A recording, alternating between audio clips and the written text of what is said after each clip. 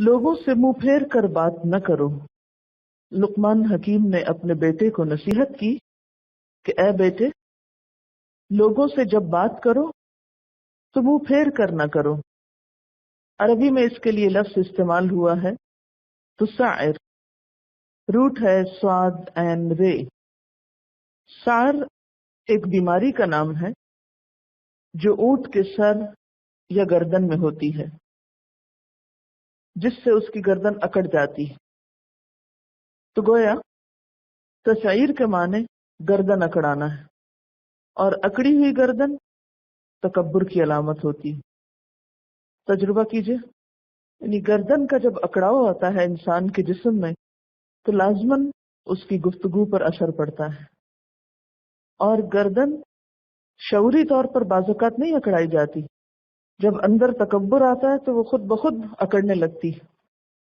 جیسے انسان کے جسم پر غم کے اثرات نظر آتے ہیں، جیسے خوشی کے اثرات نظر آتے ہیں، جیسے نیند کے اثرات انسان کے جسم پر نظر آتے ہیں، اسی طرح جب دل میں تکبر ہوتا ہے، غرور ہوتا ہے، تو اس کے اثرات خود بخود انسان کے جسم پر بھی نظر آنے لگتے ہیں۔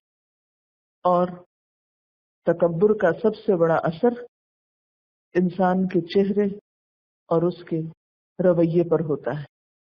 تکبر انسان کے جسمانی پوسچر کو بھی متاثر کرتا ہے، انسان کے اسٹائل پر بھی اثر انداز ہوتا ہے۔ تو یہاں پر صرف گردن کی بات نہیں بلکہ فرمایا وَلَا تُسَعِّرْ خَدَّكَ لِلنَّاسِ، اپنے گال کو لوگوں سے نہ اکڑاؤ یا لوگوں سے نہ پھیرو۔ تو فرمایا کہ تم تکبر نہ کرو کہ لوگوں کو حقیر سمجھو، اور جب ان سے بات کرو تو شرافت بھول جاؤ، ان سے ہم کلام ہو تو منہ موڑ کے ہم کلام ہو۔ ایک انسان کو دوسرے انسان سے بات کرتے ہوئے صرف بات کا جواب ہی نہیں دینا چاہیے بلکہ اس کی طرف متوجہ بھی ہونا چاہیے، دوسرے کی بات میں دلچسپی بھی لینی چاہیے، غور سے سننا چاہیے۔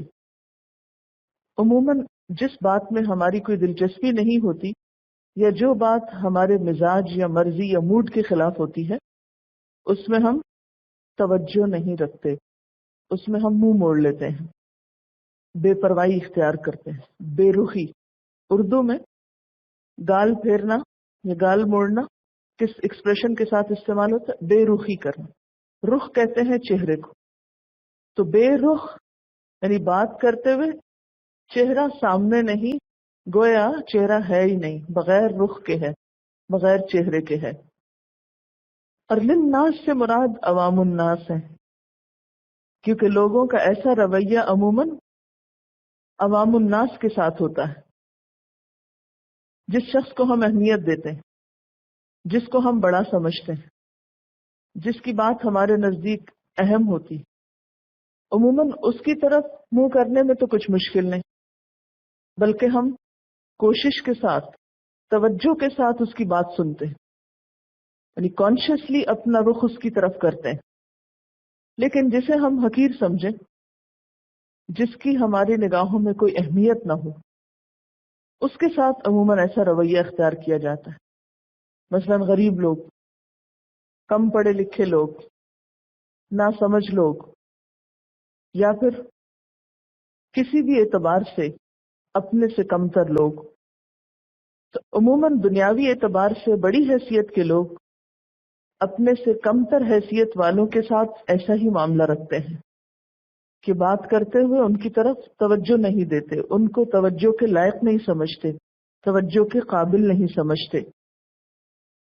اس سے پچھلی آیات میں شکر گزاری کی بات ہوئی، اور یہ شکر گزاری صرف اللہ تعالیٰ کے لیے نہیں بلکہ انسانوں کے لیے، اور انسانوں میں سب سے پہلے والدین کے لیے۔ اس شکر گزاری کا سب سے پہلا اظہار انسان کے رویے سے ہوگا۔ ابھی آپ بولے کچھ نہیں، ابھی آپ نے کچھ کہا نہیں، عملی طور پر کوئی خدمت نہیں کی، سب سے پہلا سٹیپ کیا ہے کہ آپ ان کی طرف متوجہ ہوں، ان کو اہمیت دیں، انہیں امپورٹنس دیں، ان کے سامنے بیٹھیں، ان سے متوجہ ہو کے بات کریں، نہ کہ منہ موڑ کے، رخ پھیر کے۔ اور پھر اسی طرح باقی تمام لوگ، خواہ وہ کسی بھی حیثیت ہستی کے مالک ہوں۔ اچھا، ہماری عام طور پہ عادت کیا ہوتی ہے؟ گھر میں اگر مہمان آئے، بڑوں کو تو خوب سلام کریں گے، ویلکم کریں گے، اور بچوں کو اگنور کر دیں گے، یا ساتھ اگر کوئی میڈ ہے تو اس کو تو لازمی اگنور کریں گے، اس کا تو حال بھی نہیں پوچھیں گے، اس کو تو انسان ہی نہیں سمجھیں گے۔ تو اور وہ بیچارے بھی ایسا ظلم سہ سہ کے اپنے جیسے انسانوں کی طرف سے بالکل ہی ختم ہو جاتے ہیں۔ ان کو تو پھر ہاتھ ملانا بھی نہیں آتا۔ اگر کوئی ہم جیسا نادان آگے ہاتھ بڑھا ہی دے تو وہ خوف سے دیکھتے ہیں کہ یہ کیا ہونے لگا ہے۔ یہ کتنے افسوس کی بات ہے کہ ہم جیسے انسان ہیں، لیکن ہم نے ان کو معاشرتی طور پر اتنا اگنور کر دیا ہے کہ ان کے اندر کے انسانیت کے جوہر تک ختم ہو گئے، سر اٹھانے کے قابل نہیں رہے۔ ان کی غربت نے یا ان کی ضرورت کے قسم پرسی نے ان کو بے بس کر دیا ہے۔ انسانیت کا کتنا بڑا جوہر ہم نے ضائع کر دیا۔ ان کو وہ کانفیڈنس ہی نہیں دیا کہ وہ سر اٹھا کے یا آنکھ ملا کے بات ہی کر سکے۔ آپ صلی اللہ علیہ وسلم کی دعوت کیوں تیزی سے پھیلی تھی؟ وہاں غلاموں کو بھی اہمیت ملی تھی، وہاں عورتوں کو بھی حقوق ملے تھے، وہاں معاشرے کے سارے مظلوم اور پسے ہوئے طبقات کو محبت ملی تھی۔ ہم جب انسانوں کے معاملے میں بہت سلیکٹو ہو جاتے ہیں کہ اس سے تو بات کرنی ہے، اس سے نہیں کرنی، اس سے تو ہاتھ ملانا، اس سے نہیں ملانا، اس سے تو پوری توجہ سے بات کرنی، اس سے نہیں کرنی، پھر دین نہیں پھیلتا۔ جس کو اجر چاہیے، جس کو ثواب چاہیے، تو ہر ایک کو مسکرا کے دیکھے گا، خواہ وہ اس کا خادم اور سرونٹ ہی کیوں نہ ہو، یا کوئی غیر ہی کیوں نہ ہو جس سے اس کا کوئی خونی رشتہ نہ ہو۔ اس سلسلے میں ہم دیکھتے ہیں اللہ کے رسول صلی اللہ علیہ وسلم کا طرز عمل، آپ کے فرمان۔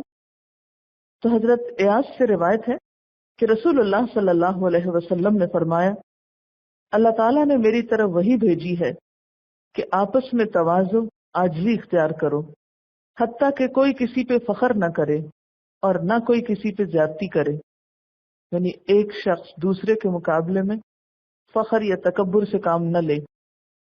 ایک اور حدیث میں آتا ہے، آپ نے فرمایا، ایک شخص ہے جو ہمیشہ اپنے آپ کو بزرگ و برتر سمجھتا ہے اور لوگوں سے دور رہتا ہے،